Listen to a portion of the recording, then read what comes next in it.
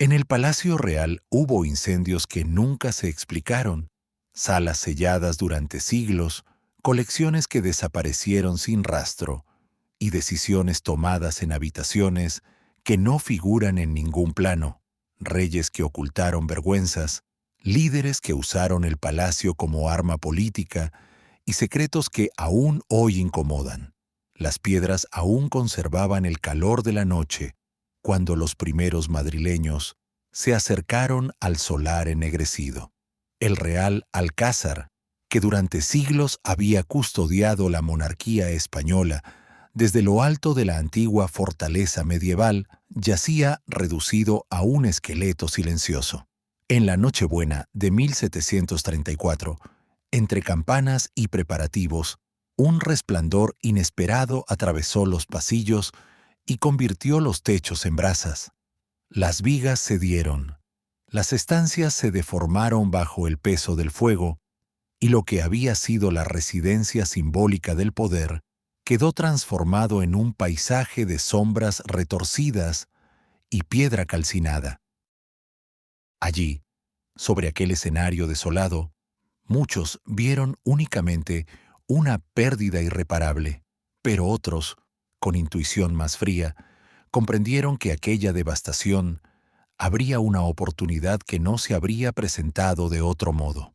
En aquel amanecer cargado de polvo, mientras el humo todavía se elevaba en columnas dispersas, comenzó a surgir una idea audaz, casi impensable, en medio de la ruina. La vieja estructura del Alcázar, que durante generaciones había sido modificada, remendada y adaptada, sin llegar nunca a representar plenamente la grandeza que la monarquía deseaba proyectar, por fin había cedido a las limitaciones de su propio pasado. Y para Felipe V, primer monarca de la dinastía borbónica en España, ese derrumbe forzado no era simplemente un final, sino el punto exacto donde podía empezar a trazar su visión. El olor a madera quemada todavía impregnaba la colina cuando comenzaron a circular murmullos sobre un nuevo proyecto. No se trataba de reconstruir piezas, restaurar fachadas o recuperar lo perdido. La intención era mucho más ambiciosa. El incendio había borrado siglos de arquitectura acumulada, dejando un terreno casi virgen en pleno corazón de Madrid. Un lugar donde la monarquía podía reinventarse, exhibir autoridad con una arquitectura acorde a los nuevos tiempos europeos y enviar un mensaje silencioso pero firme. España seguía siendo un reino capaz de hablar en piedra.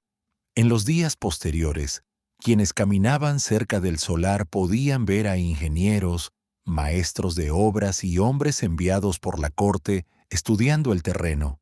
Medían, dibujaban, inclinaban la cabeza hacia los restos del antiguo edificio, y muchos notaban que las miradas no eran de tristeza, sino de cálculo. Las grietas del Alcázar no solo revelaban fragilidad, revelaban también que la estructura anterior nunca había sido lo bastante grande ni lo bastante sólida para sostener la imagen que la corona deseaba transmitir. Esa constatación alimentó la idea de que la destrucción del viejo edificio era, de algún modo, una liberación. Felipe V no tardó en comprender que la historia le había entregado, casi por ironía, la ocasión perfecta para definir un nuevo símbolo arquitectónico. Y ese símbolo debía ser tan grandioso que ningún incendio pudiera desafiarlo de nuevo. El monarca quería una residencia construida sin la fragilidad de la madera ni los compromisos de las ampliaciones improvisadas. Quería un palacio que no se limitara a ser un hogar real, sino un manifiesto visible desde todos los puntos de la ciudad, un recordatorio permanente del poder, la estabilidad y la continuidad de la dinastía. La visión era clara: levantar un edificio que no pudiera ser devorado por el fuego, que no se doblegara ante la inestabilidad política que no envejeciera como los muros renqueantes del Alcázar. Un palacio preparado para resistir siglos, construido enteramente en piedra, abovedado, monumental y capaz de competir con los grandes complejos cortesanos de Europa. El silencio que siguió al desastre se convirtió rápidamente en una expectación nueva, casi eléctrica. Madrid observaba cómo, sobre los restos aún tibios, empezaba a nacer un propósito que no era simplemente arquitectónico, sino casi ideológico. El incendio no había destruido la residencia real. Había destruido la última excusa para no construir una más digna, más moderna y más rotunda. Y mientras los arquitectos enviados desde Italia comenzaban a estudiar la inclinación del terreno y a comparar bocetos, la ciudad comenzaba a comprender que allí, en ese claro abierto a la fuerza, se levantaría algo que cambiaría para siempre la silueta de la capital. El Alcázar había sido un guardián del pasado. El edificio nuevo debía ser un desafío al tiempo. Y cuando Felipe V autorizó oficialmente el proyecto, lo hizo con una premisa que resonaría durante décadas: levantar un palacio que no pudiera ser destruido por nada ni por nadie, una construcción que borrara para siempre la fragilidad que la noche del incendio había dejado al descubierto. Desde ese momento, cada decisión, cada traza, cada piedra, cada arco estaría guiada por la ambición de crear no solo una residencia, sino un símbolo imbatible. Un símbolo que debía situarse justo allí, sobre los restos calientes de lo que una vez fue. La ambición de Felipe V necesitaba un arquitecto capaz de traducir su idea en piedra, un creador que imaginara no solo un edificio, sino una afirmación cultural comparable a los grandes complejos reales de Europa. Desde Italia, tierra donde la arquitectura dominaba el arte de modelar poder, llegó Filippo Juvarra, maestro prestigioso, autor de proyectos que combinaban teatralidad, equilibrio y una comprensión profunda de lo monumental. Su llegada a Madrid despertó una expectación inmediata. Si alguien podía levantar un palacio que rivalizara con Versalles y redibujara la posición de España en el mapa simbólico del continente, era él. Cuando Juvarra contempló el solar del Alcázar, aún marcado por cicatrices frescas, entendió que la oportunidad era histórica. No veía ruinas, sino un lienzo inmenso. En sus planos comenzó a surgir un palacio descomunal, más extenso que cualquier residencia real existente en Europa occidental. Visualizaba patios encadenados, fachadas que se prolongaban como horizontes de mármol, volúmenes capaces de dominar el paisaje urbano, amplias escaleras concebidas más para impresionar que para ser usadas.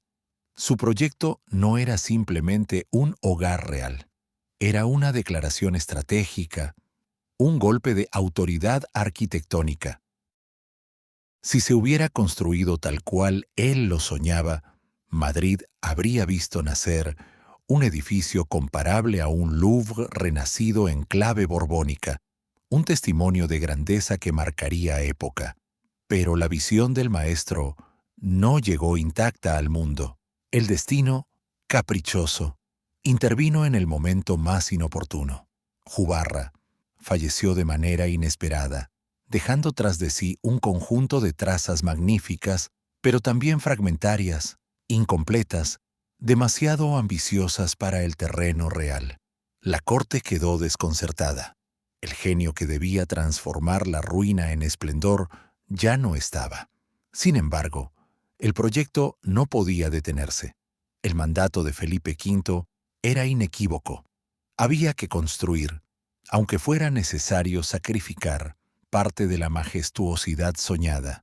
Fue entonces cuando entró en escena Juan Bautista Sacchetti, discípulo de Juvarra recién llegado, pero con la responsabilidad gigantesca de continuar la obra de su maestro sin traicionar su esencia.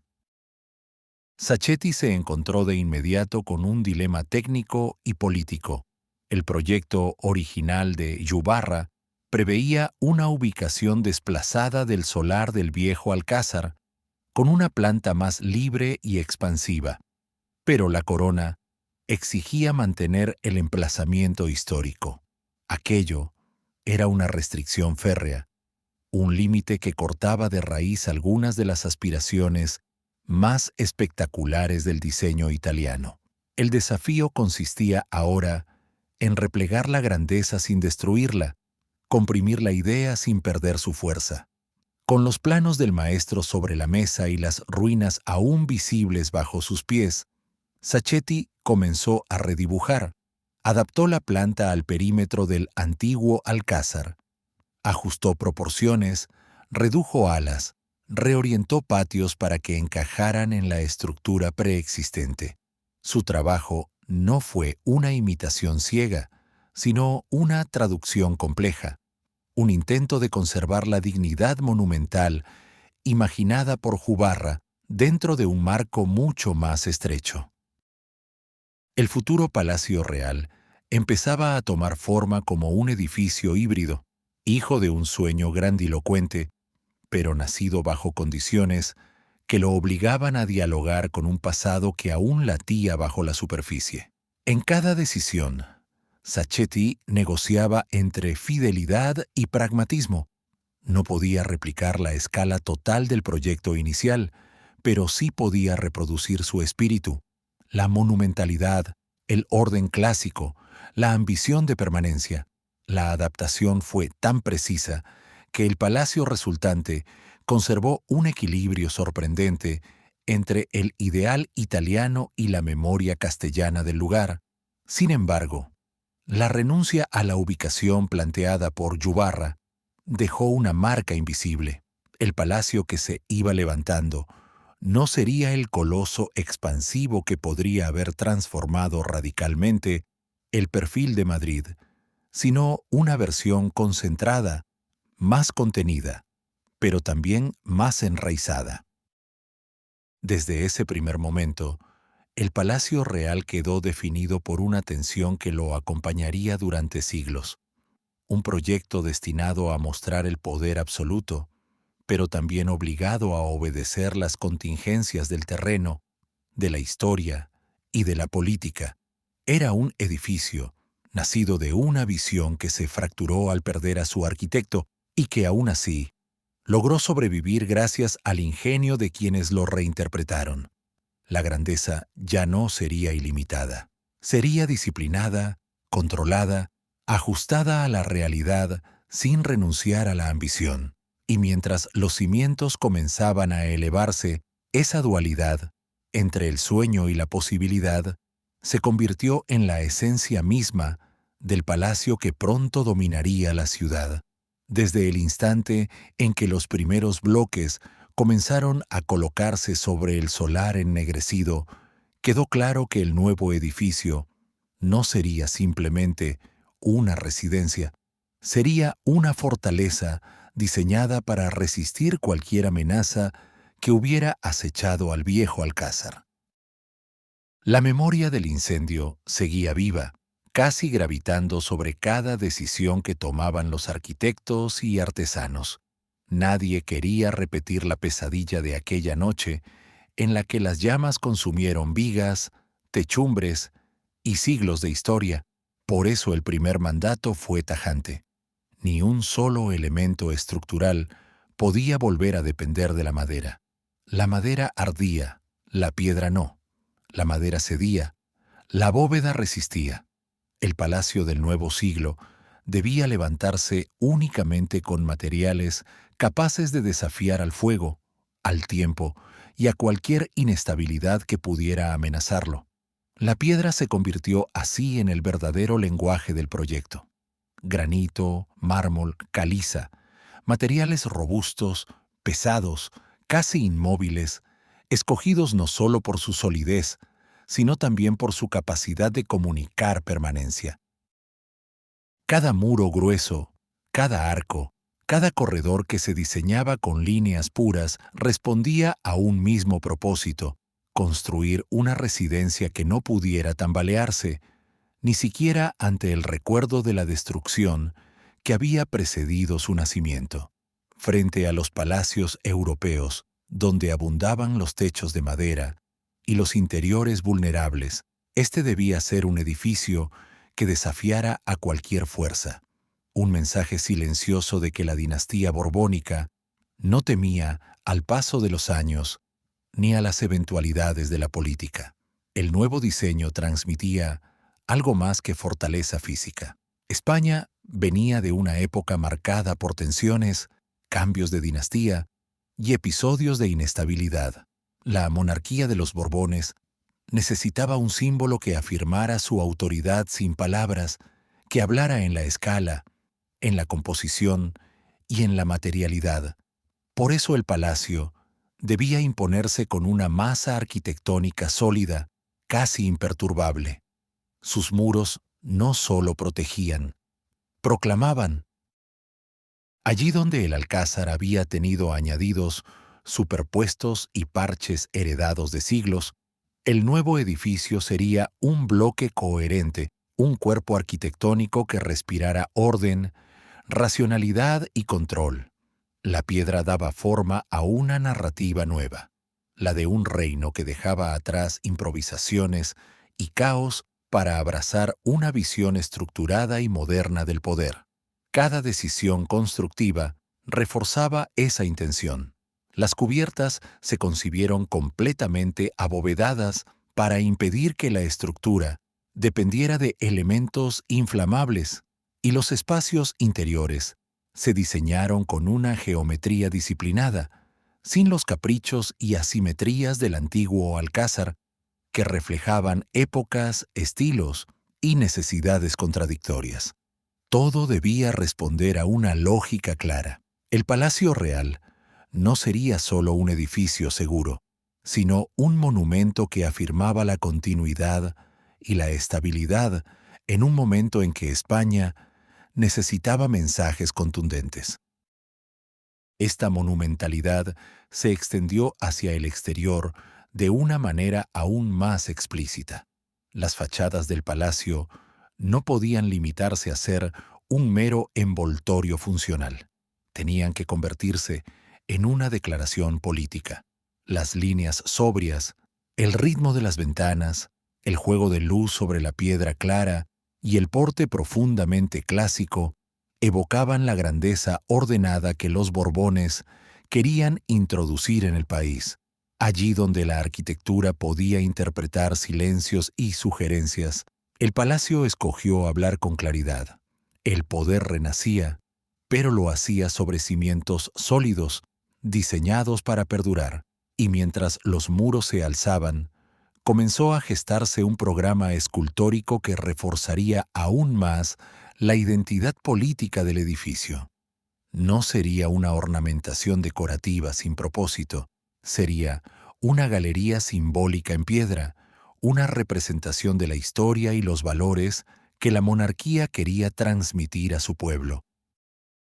Estatuas de reyes, héroes, emperadores y figuras protectoras emergerían para flanquear cornisas y balcones, proyectando un mensaje que combinaba continuidad histórica, legitimidad y grandeza. El Palacio Real avanzaba así como una construcción que no solo buscaba imponerse físicamente sobre la ciudad, sino también moldearla simbólicamente, convirtiéndose en una presencia que hablaba tanto del pasado como del porvenir.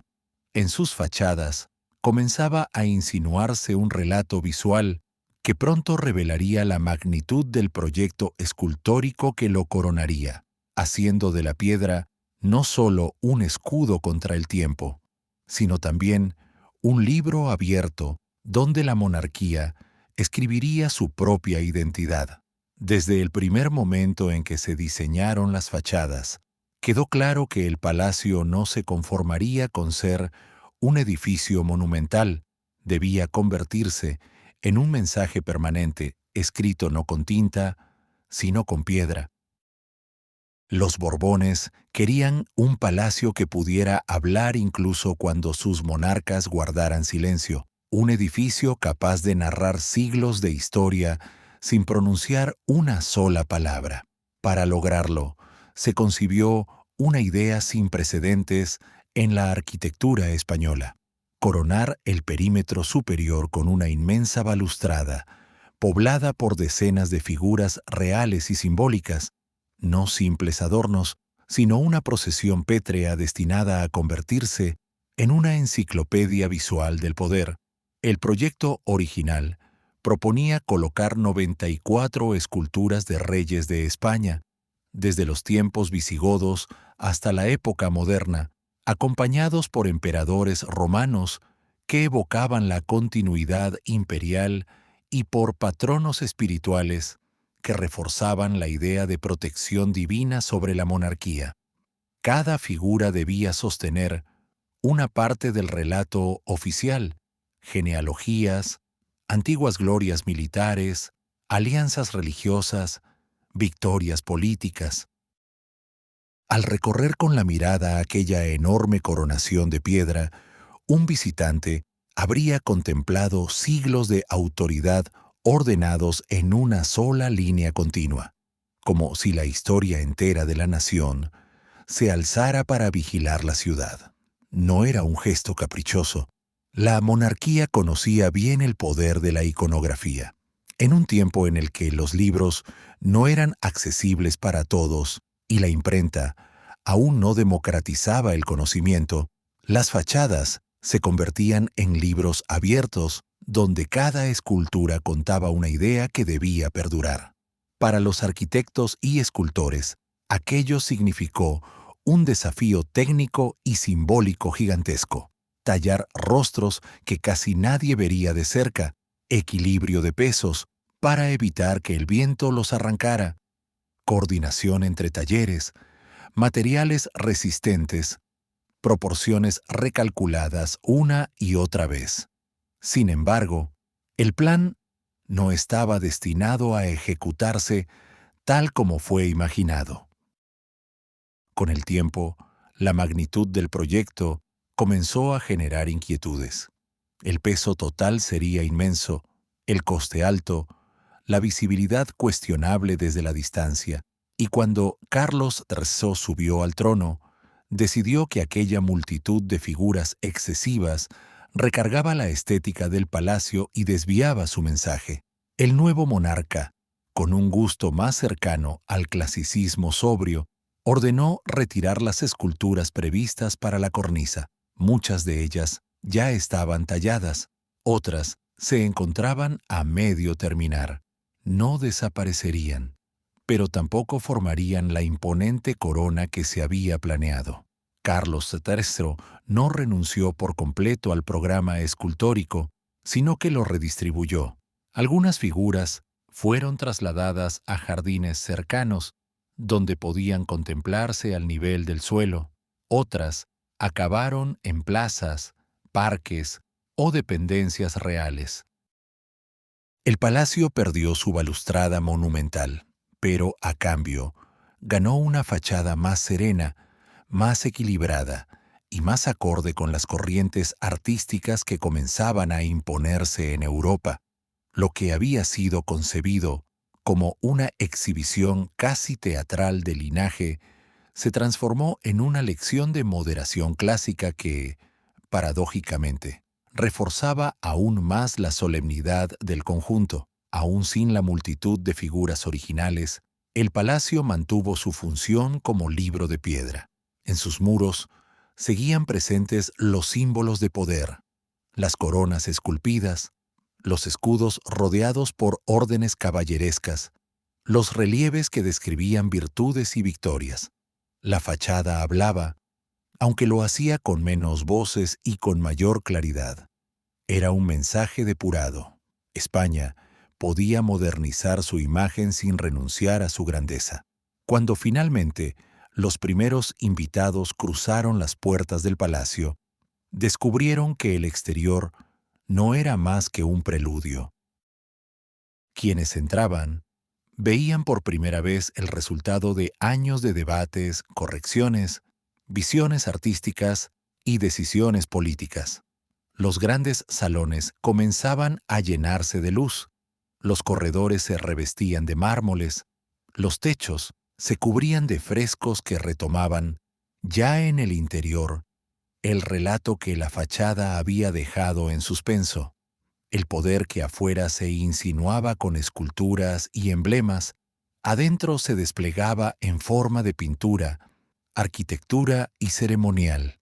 La piedra que había hablado desde lo alto continuaba su relato al otro lado de los portones, y los primeros ojos que contemplaron aquel interior comprendieron que estaban entrando no solo en un edificio, sino en la nueva representación de la monarquía española, tan sólida como sus muros y tan ambiciosa como los reyes, cuyos nombres habían sido tallados para vigilar el horizonte de Madrid.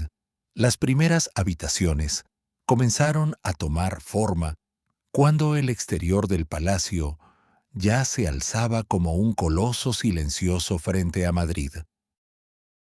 Tras las gruesas paredes de piedra, los arquitectos y artesanos se enfrentaban a un desafío completamente distinto: dar vida a un interior que estuviera a la altura del mensaje que el edificio proclamaba desde fuera.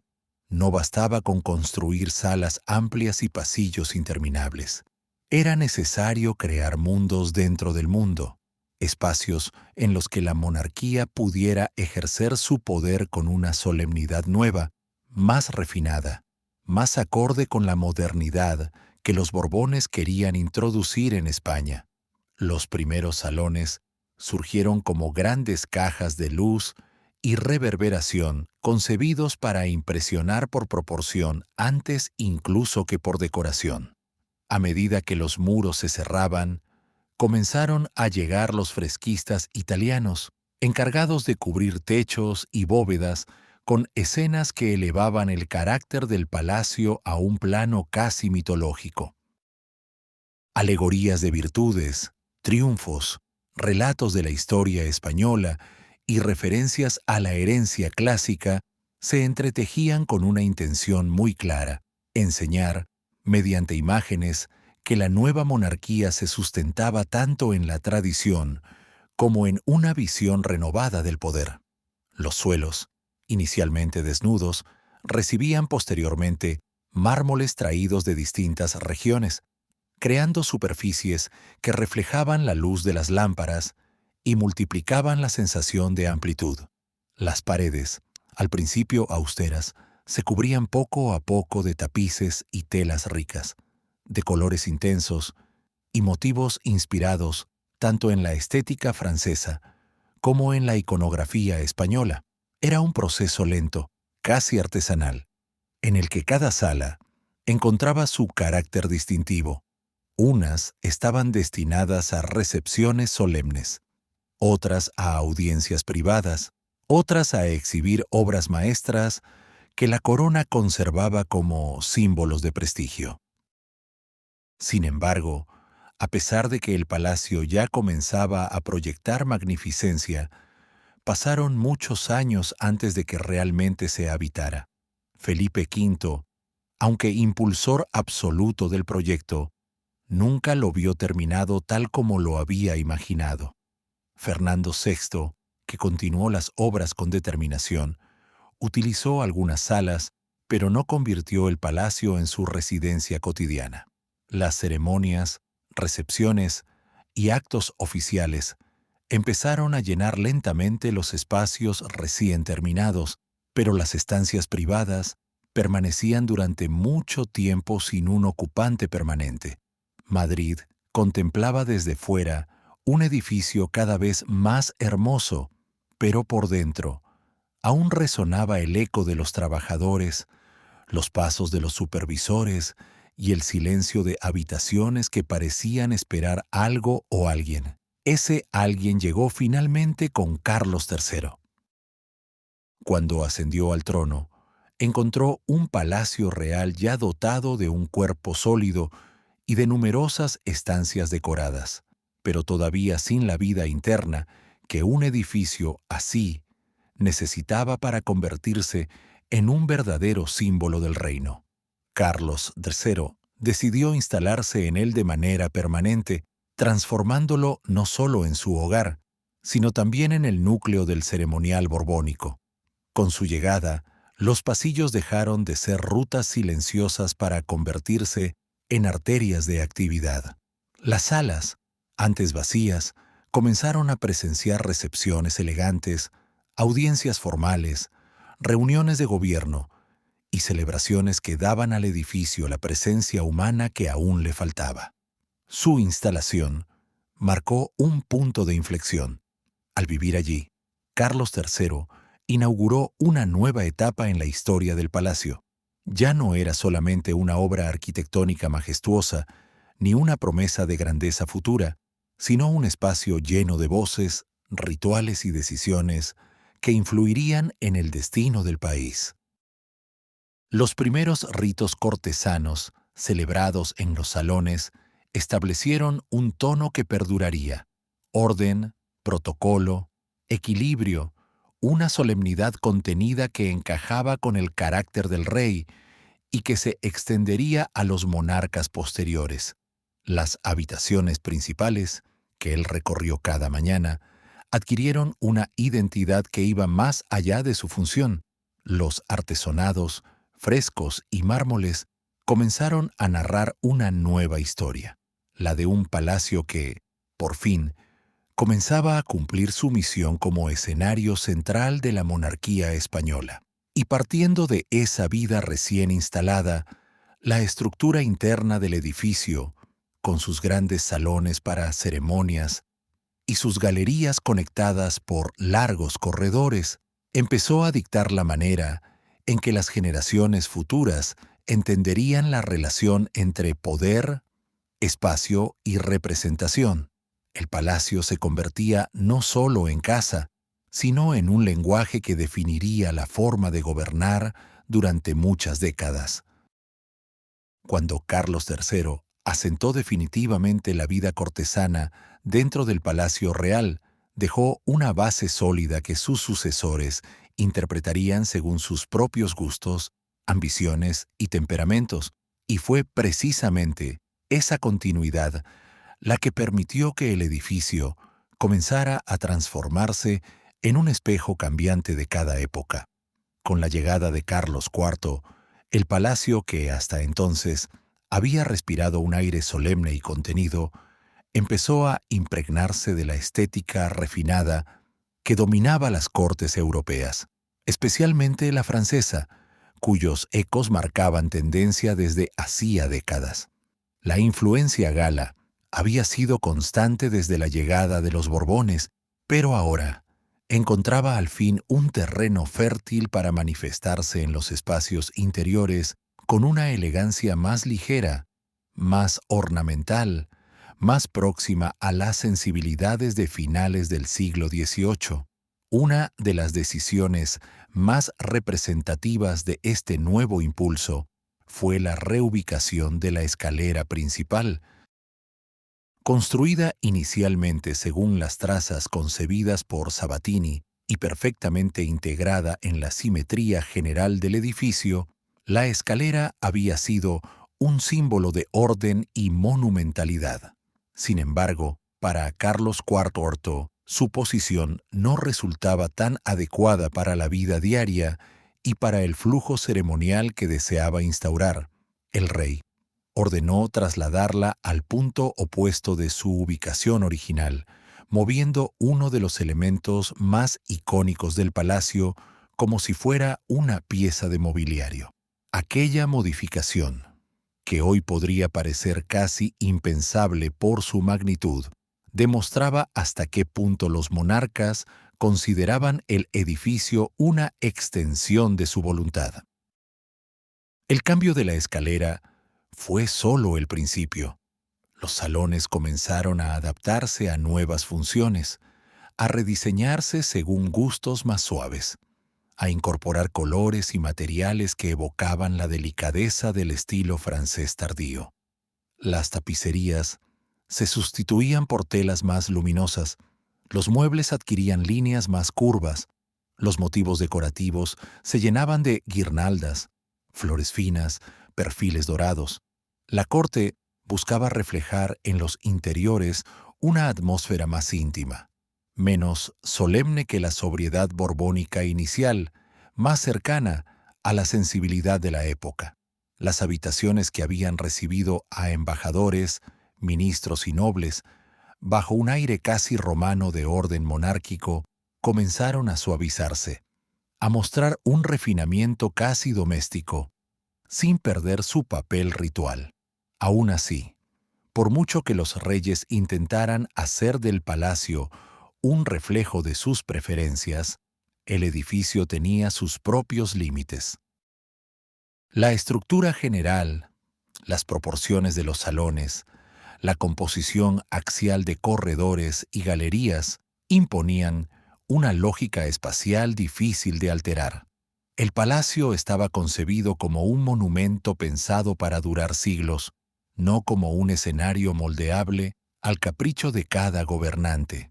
Por eso, los cambios que introducían los monarcas podían modificar la atmósfera de una sala, pero nunca romper el sentido monumental que definía todo el conjunto.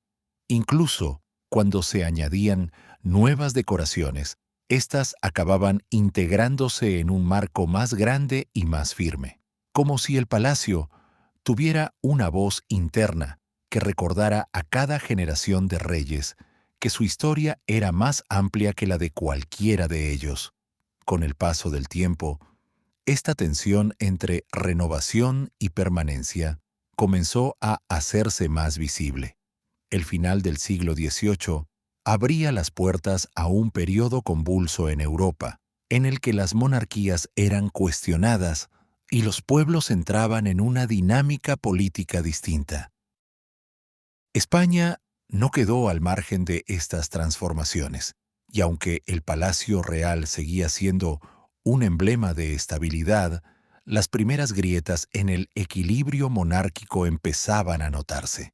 El edificio, testigo silencioso, observaba cómo el continente se agitaba, cómo las ideas cambiaban y cómo los gobernantes españoles debían responder a circunstancias cada vez más complejas.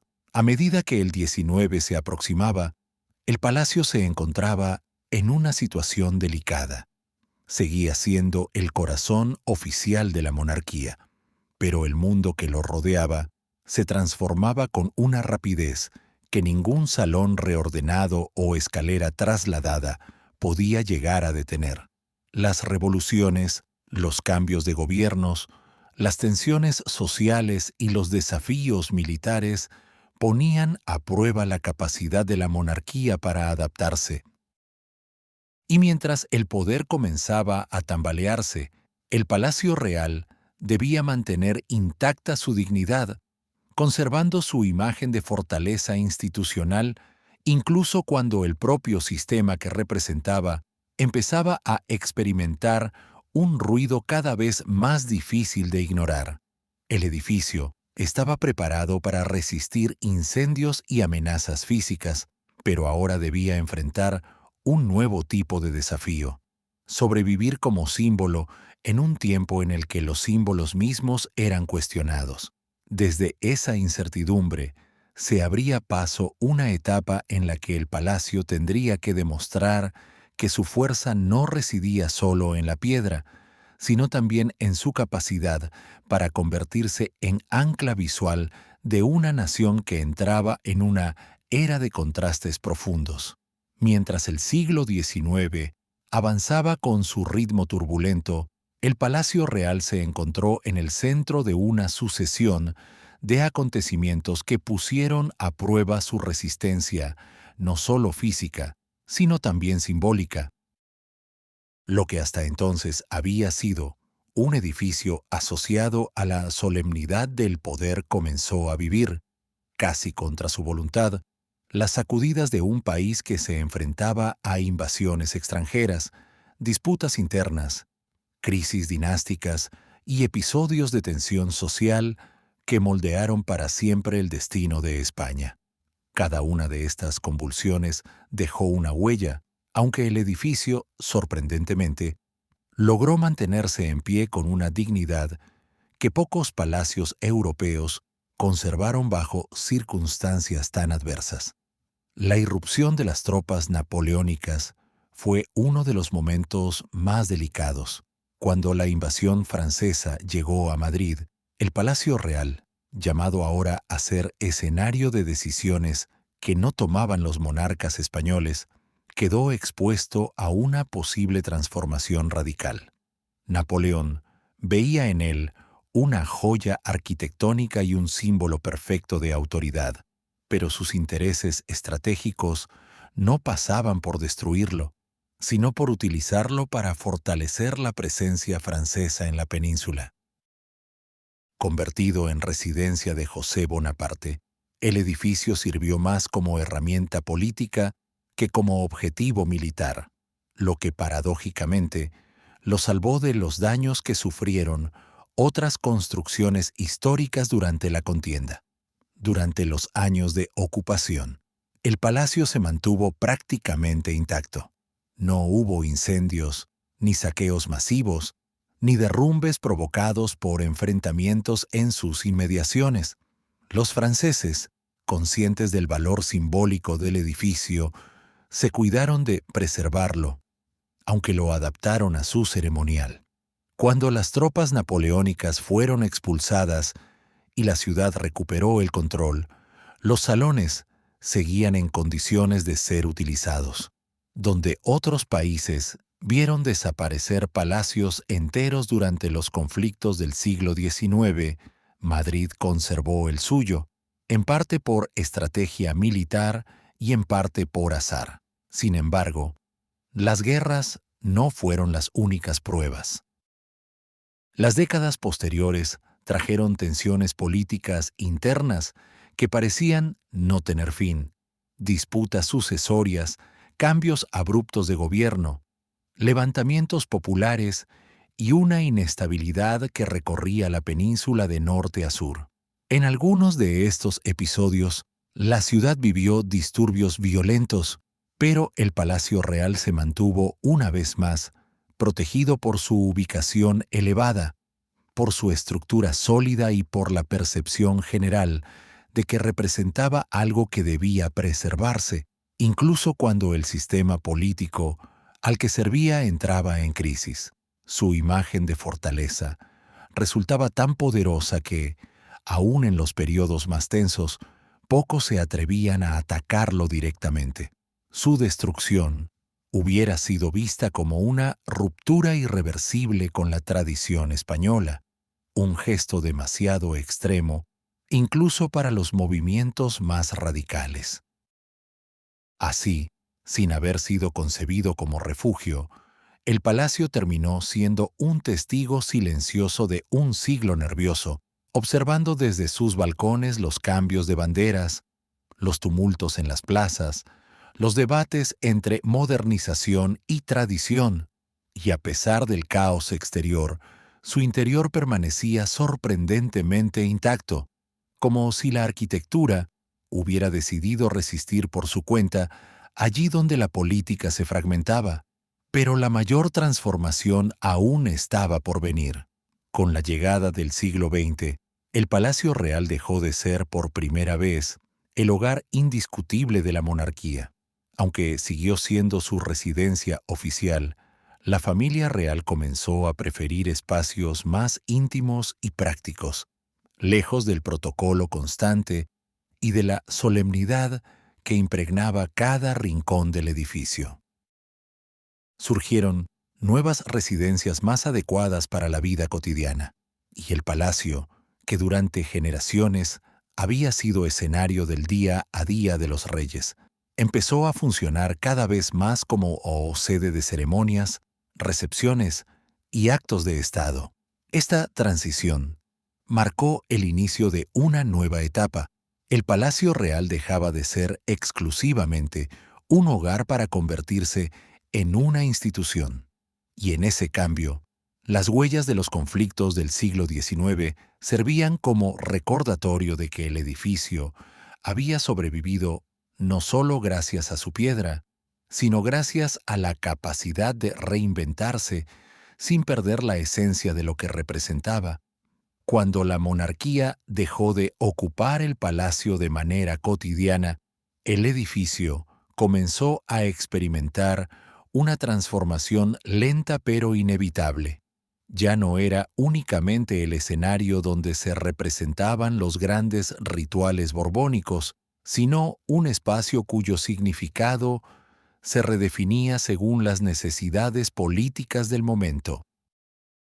Ese cambio alcanzó su punto más sorprendente durante los años de la Segunda República, cuando el Palacio Real, símbolo durante siglos del poder dinástico, pasó a alojar al jefe del Estado que gobernaba sin corona.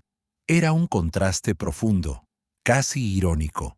Un edificio creado para afirmar la permanencia de los reyes se convertía ahora en residencia del líder de un régimen que había nacido precisamente del deseo de romper con la tradición monárquica. El protagonista de este capítulo singular fue Manuel Azaña, intelectual, político y figura fundamental de la República.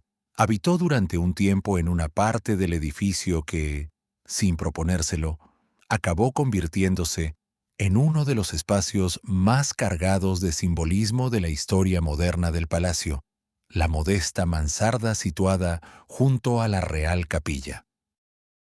A diferencia de los monarcas que habían recorrido sus salones con cortejos, músicos y ceremonias, Azaña vivió en habitaciones relativamente sencillas, lejos de la ostentación que caracterizaba los grandes salones. Esa contrastante intimidad generó una atmósfera que pocos habrían imaginado dentro de un edificio tan colosal. Las estancias que ocupó, transformadas en despacho, dormitorio y sala de trabajo, evocaban un tono más sobrio, más reflexivo. Allí se tomaban decisiones en plena tensión política, en medio de debates intensos sobre el futuro de España. Y aunque el conjunto del palacio seguía conservando su estructura palaciega, la presencia de Azaña le otorgó una identidad completamente distinta. Ya no era solo la Casa de los Reyes, sino la sede institucional del Estado republicano. En aquellos años se lo llamó Palacio Nacional, un nombre que desplazaba la idea de linaje y la sustituía por la de representación colectiva. La piedra monumental que durante siglos había protegido a la monarquía se transformó en símbolo del poder civil, aunque fuera por un periodo breve y lleno de incertidumbres. El pueblo, que históricamente había contemplado el palacio con una mezcla de respeto y distancia, comenzó a verlo bajo otra luz. Para algunos, que un jefe de Estado sin título real viviera allí era una muestra de normalización institucional. Para otros, una paradoja difícil de aceptar. En cualquier caso, aquel cambio alteró la percepción pública del edificio. El palacio ya no pertenecía únicamente a una familia, sino que encarnaba, al menos temporalmente, la soberanía nacional. Su significado se pluralizó, se volvió más complejo, más abierto. Las decisiones que Azaña tomaba en la mansarda resonaban a través de pasillos que antes habían sido testigos de bailes cortesanos, audiencias solemnes y juramentos dinásticos. Era como si dos épocas que nunca deberían haberse tocado convivieran en un mismo espacio. El palacio empezaba a revelar su capacidad camaleónica. Podía ser monárquico o republicano, solemne o sencillo, según lo exigieran los tiempos, y ese rasgo sería esencial para comprender la siguiente etapa de su historia. Al finalizar la República y comenzar un nuevo ciclo político, el edificio volvió a cambiar de función, aunque no de naturaleza. Durante el régimen de Franco, el palacio recuperó parcialmente su papel ceremonial, pero bajo una estructura institucional completamente distinta. La estética, los nombres y los usos adoptados durante la República dejaron una huella silenciosa, mostraron que el Palacio Real podía ser reinterpretado más allá de la monarquía.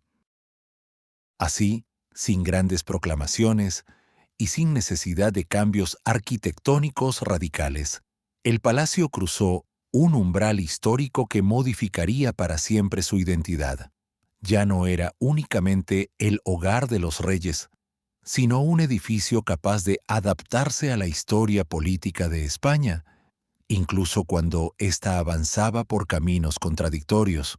Cuando la dictadura de Franco se consolidó tras la guerra, el Palacio Real volvió a situarse en el centro de la escenografía del poder, pero no como un simple retorno a la antigua tradición monárquica.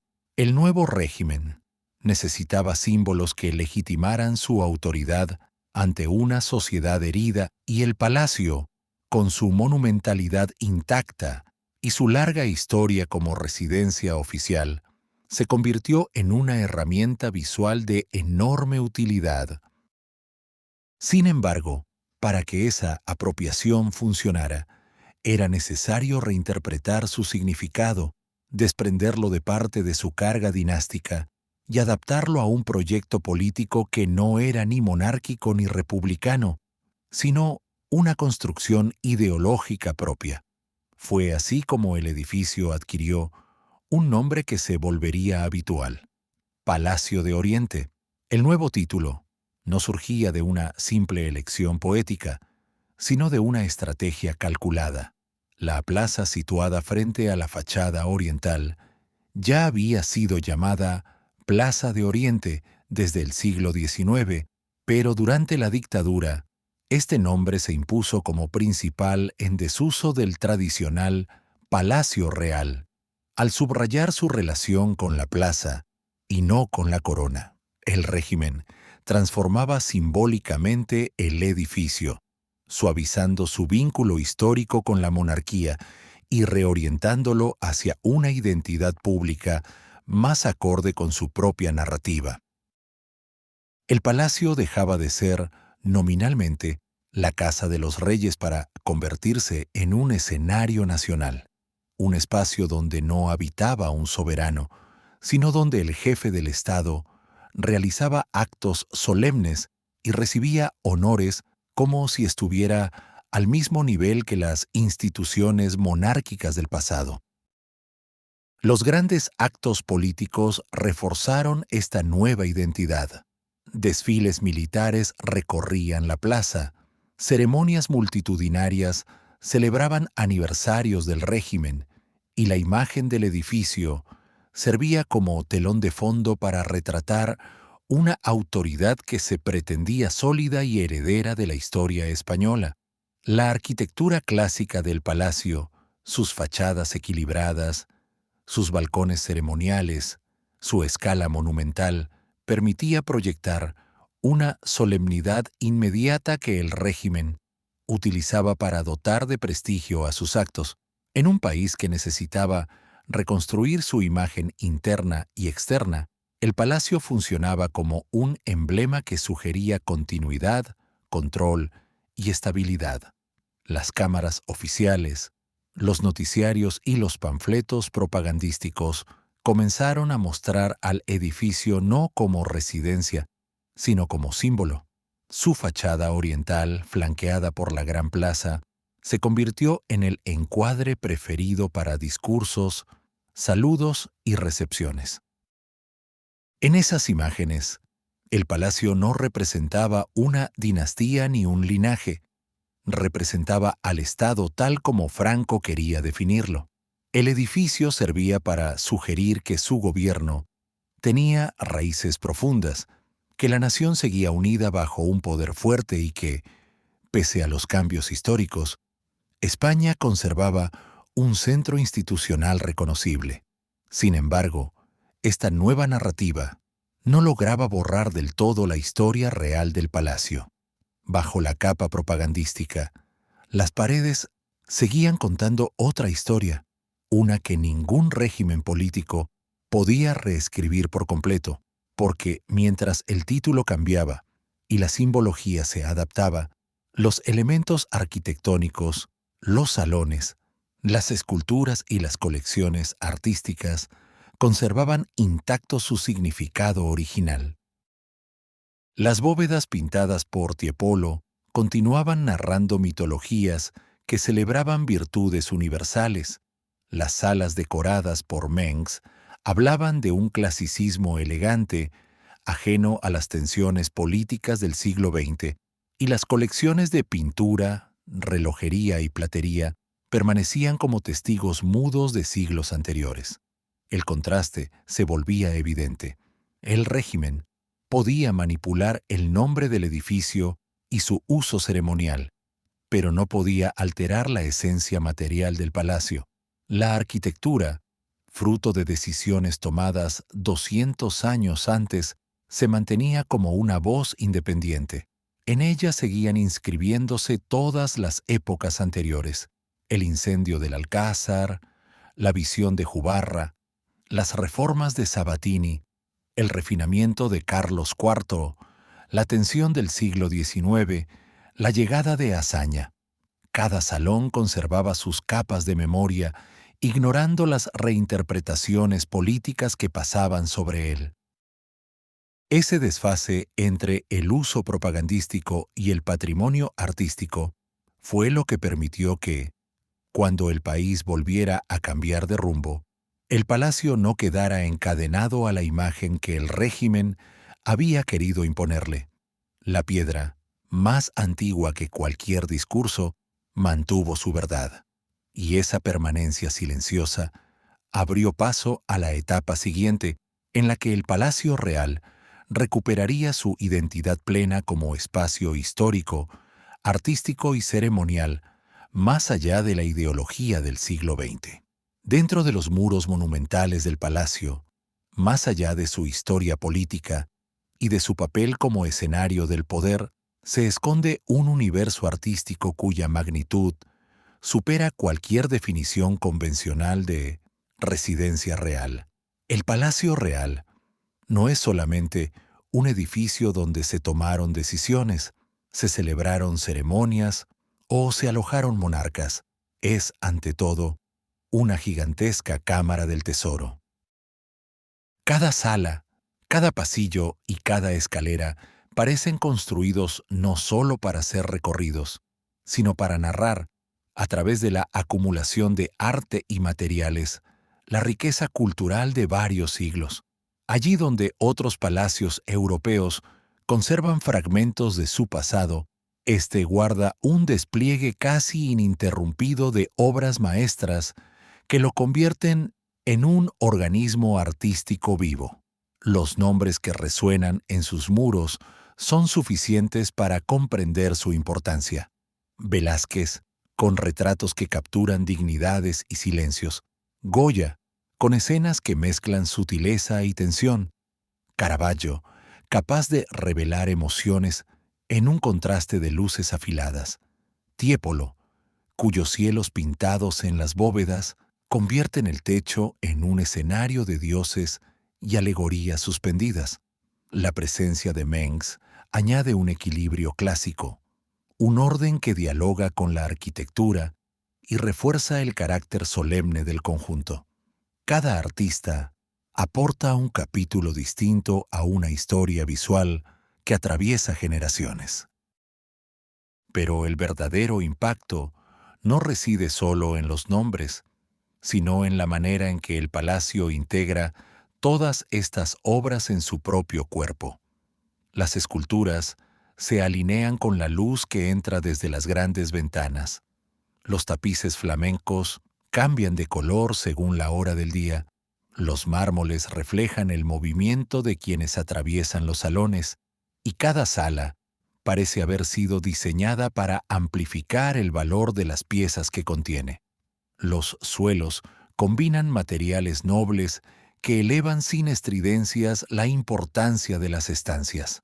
Las telas de seda, a menudo recuperadas con técnicas minuciosas, transforman los muros en superficies vivas que respiran con el movimiento del aire. El mobiliario, cuidadosamente seleccionado o encargado para momentos específicos de la historia del palacio, cuenta una evolución estética que va desde el barroco más solemne hasta el refinamiento neoclásico. Junto a él conviven colecciones de porcelana de la Real Fábrica del Buen Retiro, relojes franceses capaces de marcar no solo el paso del tiempo, sino el pulso de una época, y platería que fue testigo de banquetes diplomáticos, ceremonias familiares y visitas que definieron la política exterior del país. Cada objeto, pequeño o grandioso, está impregnado de una historia que no siempre aparece escrita, pero que puede intuirse en su presencia silenciosa. Entre las colecciones más impactantes se encuentra la Real Armería, un conjunto excepcional a nivel europeo que reúne armaduras, escudos, cascos y aperos de torneo, utilizados por monarcas, caballeros y figuras relevantes de la historia española. Las piezas fabricadas por maestros milaneses y augsburgueses muestran un dominio técnico impresionante. Superficies labradas con motivos mitológicos, metal trabajado con precisión casi escultórica, armas ceremoniales que brillan con una elegancia más propia de un museo que de un arsenal. La armería es un recordatorio de que el poder no solo se ejercía en los salones, sino también en el imaginario bélico que sustentaba a las monarquías. Y aún más allá de las salas principales, existen espacios donde el arte se transforma en función. La Real Farmacia, con sus frascos de vidrio elaborados en fábricas históricas, estantes donde reposan fórmulas antiguas y utensilios que revelan el rigor científico de la corte. La Real Biblioteca, guardiana de miles de manuscritos, partituras, incunables y mapas, donde cada volumen encierra un fragmento de la memoria intelectual de España. Estos espacios amplían la definición de arte y la llevan más allá de la estética hacia el conocimiento, la investigación y la tradición. Todo este entramado artístico convierte al palacio en una obra total, un organismo en el que arquitectura, pintura, escultura, artes decorativas y objetos cotidianos coexisten sin jerarquías rígidas. Cada sala es un universo, y sin embargo, todas pertenecen a un mismo cuerpo que late al ritmo de los siglos. Es por eso que, al desplazarse por sus interiores, se percibe un continuo diálogo entre la grandeza institucional y la sensibilidad estética. Y al avanzar desde esta riqueza acumulada hacia espacios específicos, el visitante empieza a reconocer que ciertos salones no son simples habitaciones, sino nodos esenciales en los que historia, arte y ceremonial confluyen, preparando el camino hacia lugares emblemáticos como la escalera principal, el salón de alabarderos o la Real Capilla, donde el palacio despliega toda su identidad interior con la misma fuerza con la que su fachada se impone ante la ciudad. Каждая из этих комнат должна появляться в повествовании как часть единого организма власти, и именно такое ощущение возникает при entrar en los espacios más emblemáticos del palacio. La arquitectura deja de ser un simple marco y se convierte en un lenguaje cuidadosamente construido para influir, impresionar y educar. Entre todos esos espacios, la escalera diseñada por Francesco Sabatini ocupa un lugar central. No es solamente un punto de tránsito, sino un manifiesto en piedra y luz.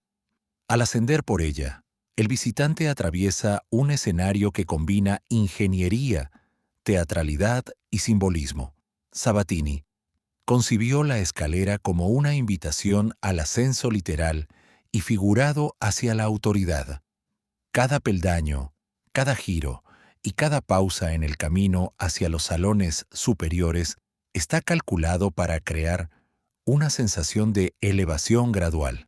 Las bóvedas que la cubren, pintadas por Corrado Giaquinto, despliegan un programa iconográfico diseñado para exaltar las virtudes asociadas a la monarquía, la religión victoriosa, la justicia, la fortaleza, la concordia.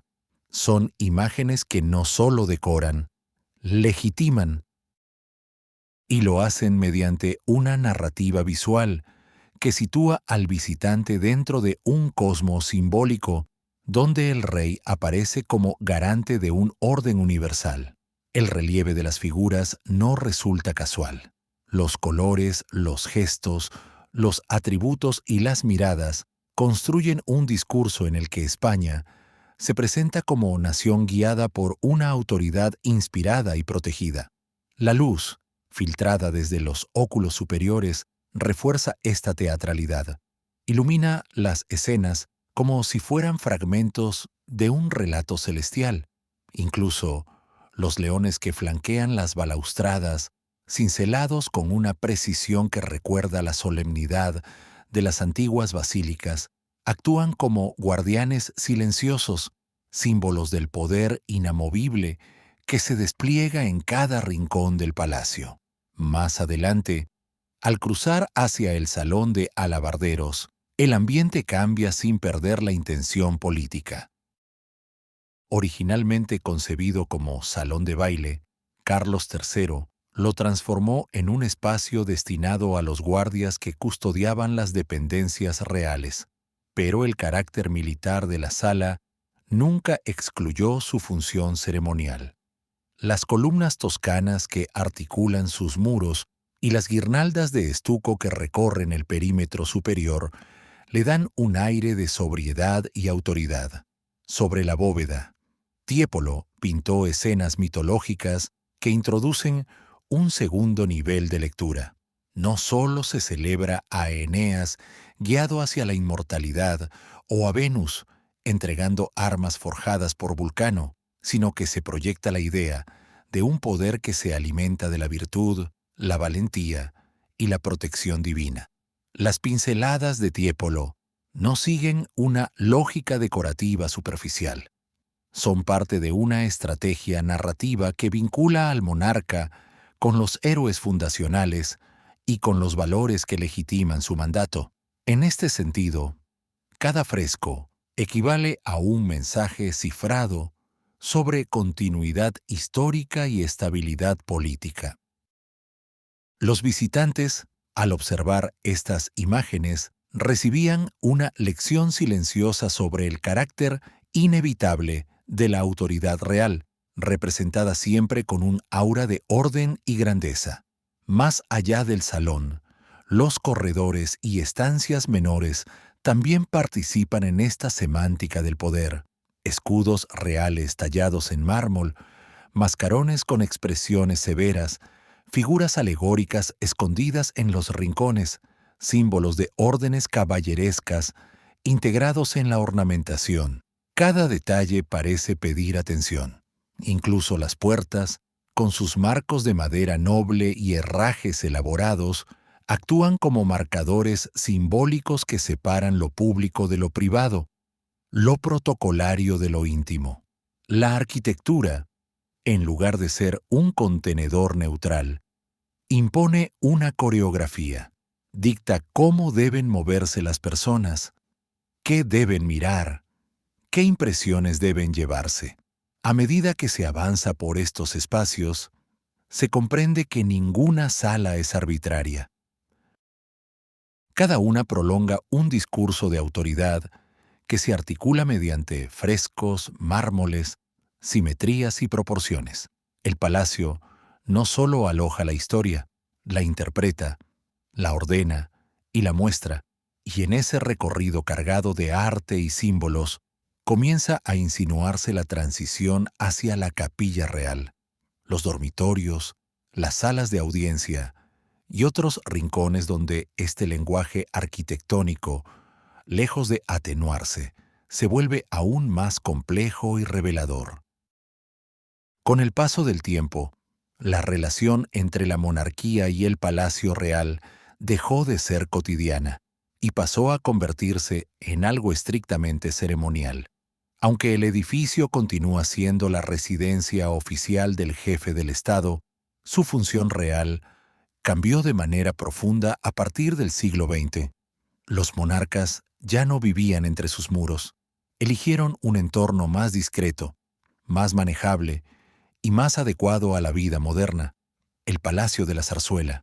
Allí, lejos de la monumentalidad incesante, podían desarrollar una vida familiar que el Palacio Real, con su escala colosal y su rígida estructura institucional, hacía prácticamente imposible.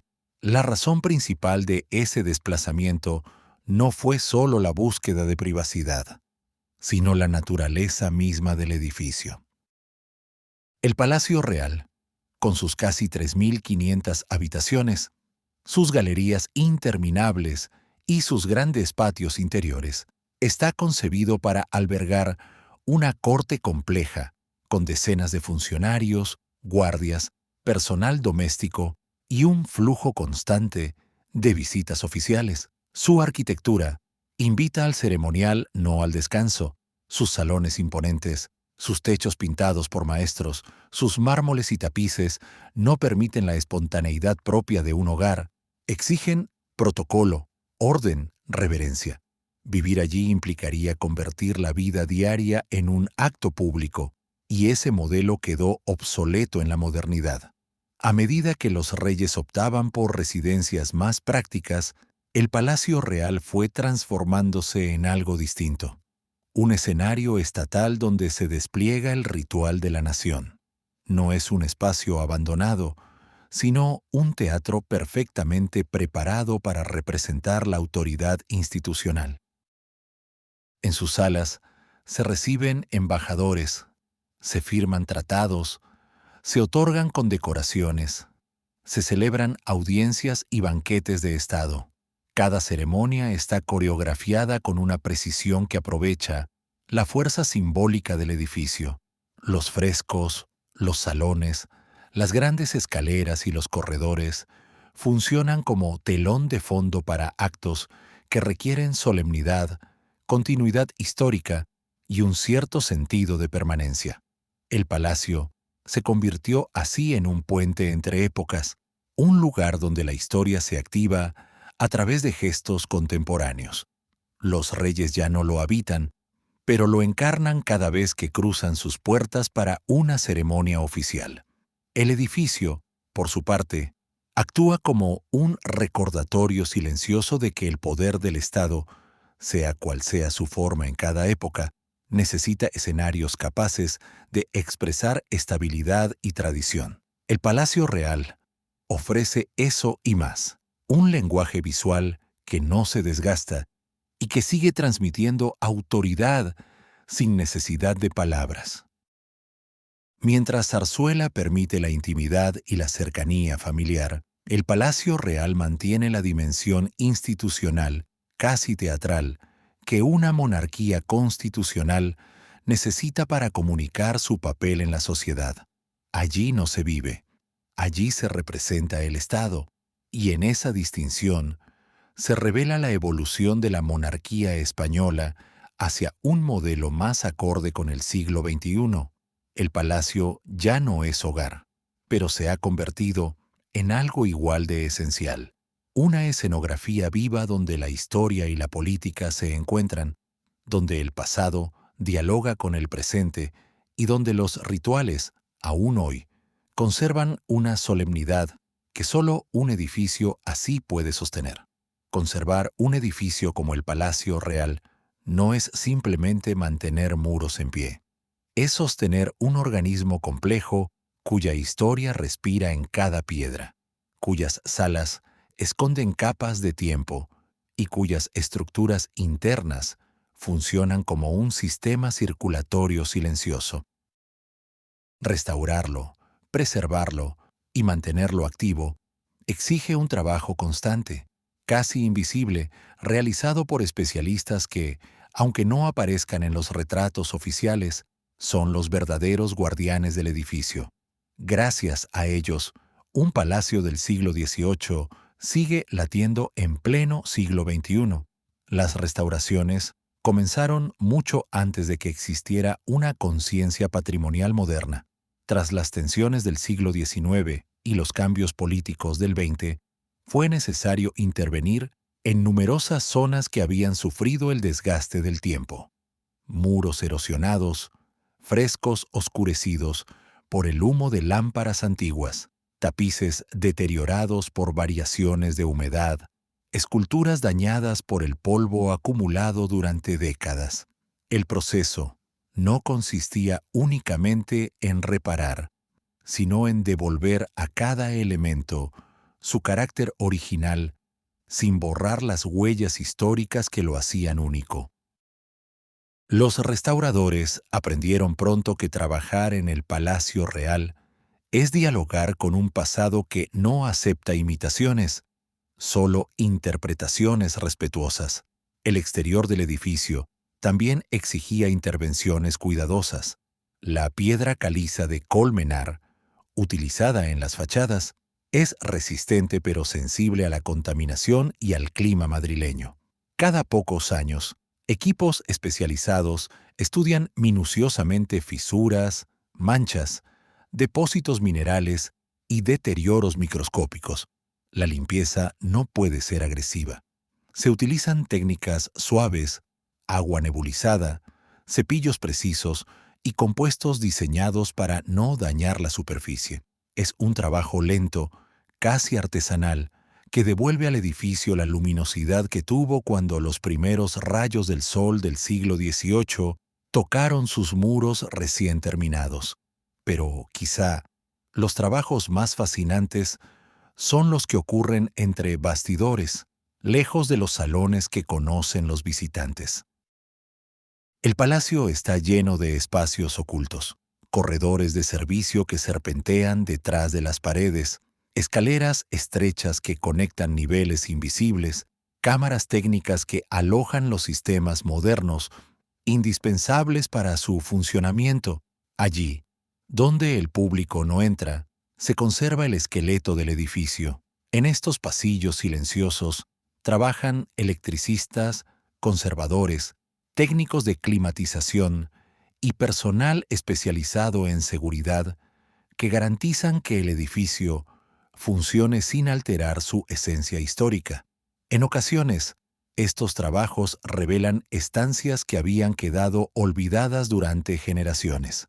Pequeñas habitaciones de servicio, cuartos de almacenamiento, antiguos despachos, huecos sellados por reformas anteriores. Algunas de estas salas se reabren, se documentan y se integran a los recorridos técnicos o a la investigación histórica.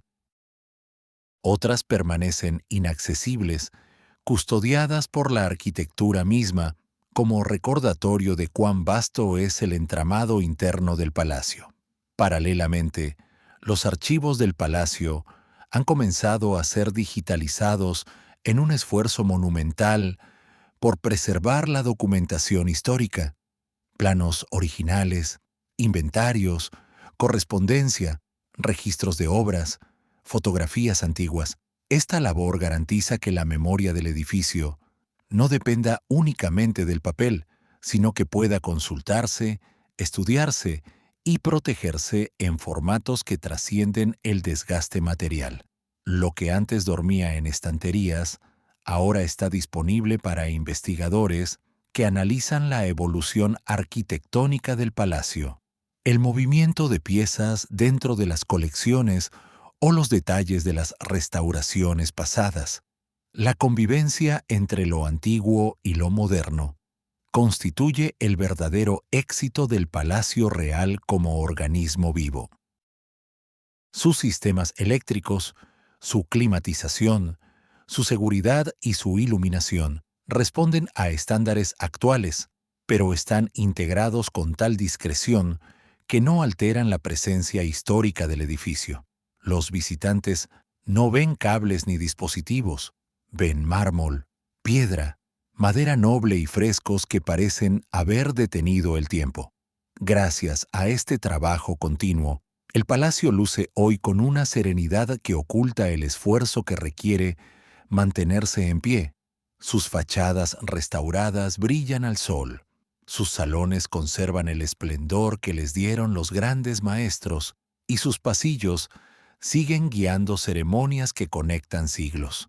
Desde los cimientos hasta las cornisas, cada elemento está cuidado por manos expertas que aseguran que el Palacio Real no sea solo un monumento del pasado, sino un espacio activo que sigue dialogando con quienes lo visitan, lo estudian o lo celebran. Y con esa vitalidad renovada, el edificio se presenta tal como es en la actualidad, un equilibrio perfecto entre historia y preservación, entre solemnidad y funcionamiento moderno, preparado para recibir al mundo sin renunciar a su esencia. 21 Beque, Palacio Real, dejó definitivamente de ser un espacio reservado para élites, cortes, ejércitos o gobiernos y comenzó a transformarse en un lugar donde confluyen historia, arte, turismo y memoria colectiva. Ese tránsito no se produjo de un día para otro. Fue el resultado de una cuidadosa redefinición de su identidad. Allí donde antes resonaban pasos de chambelanes y sonidos de ceremonias diplomáticas, hoy se escuchan multitudes de idiomas, murmullos admirados, explicaciones de guías y el eco de miles de cámaras que capturan los detalles de un edificio que se ha convertido en una referencia mundial. Con más de 1.400.000 visitantes en 2023, el palacio se sitúa entre los monumentos más visitados de España. Esta cifra, lejos de ser solo un indicador turístico, expresa la fascinación que genera un edificio capaz de narrar 8 siglos de historia desde un mismo punto. Los viajeros acuden no únicamente para ver un monumento, sino para experimentar un recorrido completo por el pasado español, desde la magnificencia borbónica hasta las tensiones del siglo XX, pasando por el arte europeo más brillante y las colecciones reales que se han mantenido casi intactas. El palacio actúa como una cápsula temporal inmensa donde cada visitante puede encontrar una puerta distinta hacia la historia. Lo que lo diferencia de otros grandes palacios europeos es su capacidad de unir solemnidad institucional con accesibilidad cultural. Sus salones ya no están reservados exclusivamente para ceremonias estatales. Se abren al público en la mayoría de los días del año, salvo cuando tienen lugar actos oficiales. El visitante puede caminar por espacios que antes solo pisaban monarcas, ministros o embajadores, ver de cerca frescos que eran privilegio de cortesanos y contemplar objetos que durante siglos estuvieron destinados a la intimidad del poder. Esa democratización del lujo histórico convierte cada recorrido en una experiencia única. A ello se suma el papel de la tecnología. Los sistemas de conservación actuales permiten que las condiciones ambientales del palacio, temperatura, luz, humedad, se controlen con precisión absoluta, protegiendo tapices, pinturas y documentos que antes sufrían por los cambios estacionales. Las restauraciones se documentan en tiempo real, los archivos se digitalizan y se ponen a disposición de investigadores, y el palacio colabora con instituciones museísticas y científicas para analizar materiales, datar piezas y prevenir deterioros. Las visitas guiadas incorporan recursos multimedia, proyecciones, reconstrucciones virtuales y recorridos temáticos que ayudan al público a comprender la complejidad histórica del edificio sin perderse en su vastedad. El palacio también ha logrado integrarse en el tejido cultural contemporáneo de Madrid. Sus jardines, sus plazas y los alrededores de la Plaza de Oriente se han convertido en puntos de encuentro, lugares de conciertos, exposiciones temporales y eventos institucionales que conectan el pasado con el presente. Allí donde antes solo se celebraban rituales oficiales, hoy conviven actividades que atraen públicos muy distintos: amantes del arte, estudiantes, turistas, expertos en historia, habitantes de la ciudad que visitan el palacio como quien recorre un museo cercano. Y sin embargo, a pesar de toda esta apertura, el edificio conserva intacta su solemnidad, sus muros altos, sus fachadas elegantes y sus espacios ceremoniales siguen recordando que este fue y sigue siendo el corazón institucional del país. Esa dualidad, accesibilidad y autoridad, cultura y protocolo, pasado y modernidad, es precisamente lo que hace que tantos visitantes regresen y lo recomienden. El palacio se ha convertido en una puerta a la historia que no intimida, invita. Es un gigante antiguo que ha aprendido a dialogar con el tiempo actual sin perder su carácter.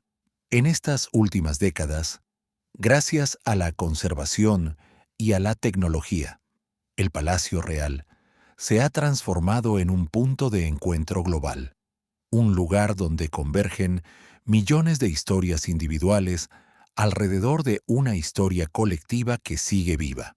Y esa vitalidad renovada prepara el terreno para comprender, finalmente, por qué este edificio no es solo una construcción monumental, sino un símbolo que aún tiene algo esencial que decir.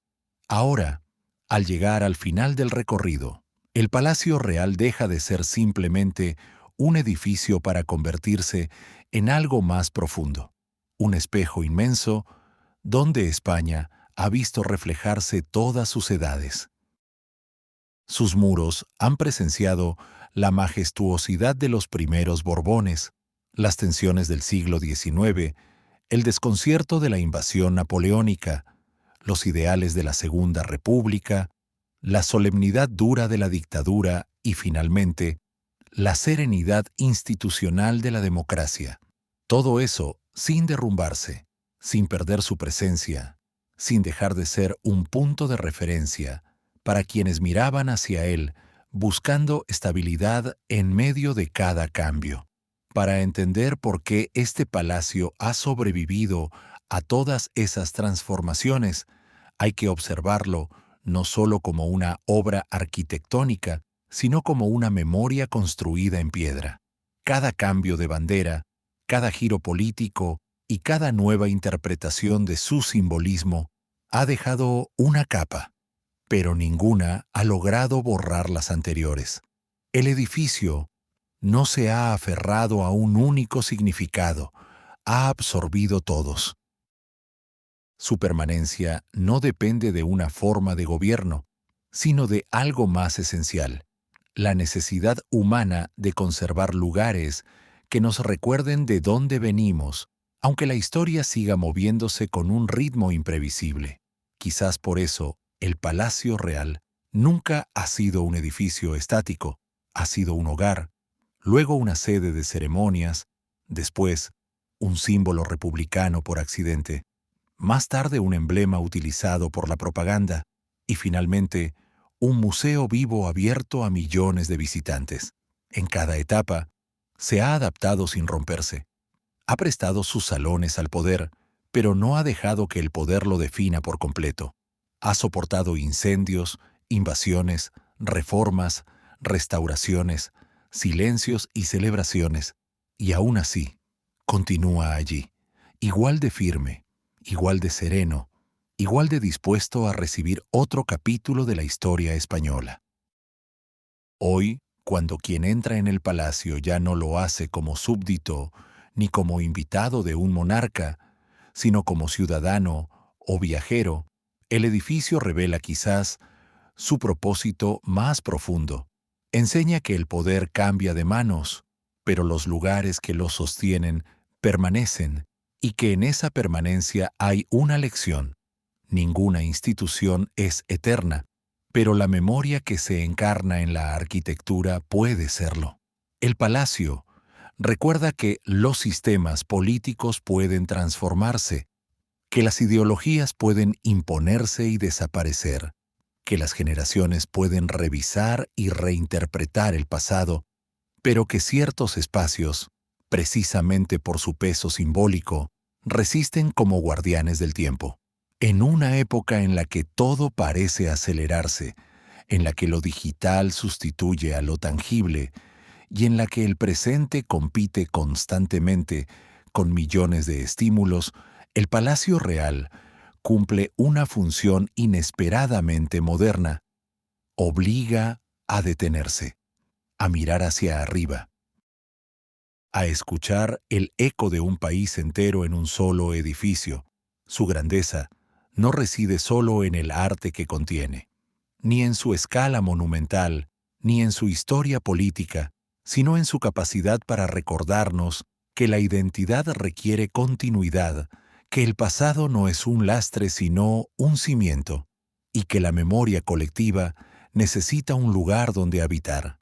Por eso el palacio es más importante ahora que nunca, porque es un recordatorio físico de que ninguna sociedad se construye sin un diálogo entre lo que fue y lo que será, porque su resistencia a las tormentas del tiempo demuestra que la verdadera fortaleza no está en los regímenes que lo han atravesado, sino en la permanencia silenciosa de lo que simboliza la idea de un hogar común, la fuerza de la historia compartida, la dignidad de un país que, pese a todos sus giros, sigue encontrando en sus piedras un reflejo de sí mismo. El Palacio Real no es simplemente el pasado, es el espacio donde ese pasado sigue hablando, enseñando, advirtiendo y acompañando. Y mientras continúe en pie, España tendrá siempre un lugar donde mirar para recordar quién fue, quién es y hacia dónde quiere avanzar.